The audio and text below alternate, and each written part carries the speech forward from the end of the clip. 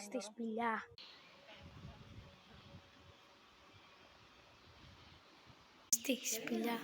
Παιδιά, σας υποσχέθηκα ότι θα έρθω πάρα πολύ κοντά στο νερό για να δούμε αν είναι παγωμένο.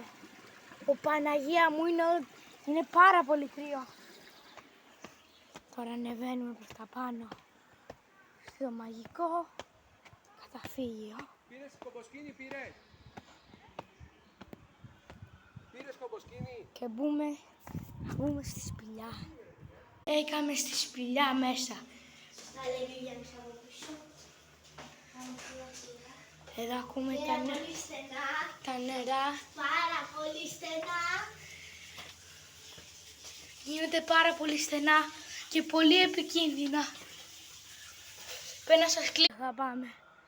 Κοιτάξτε κι άλλο.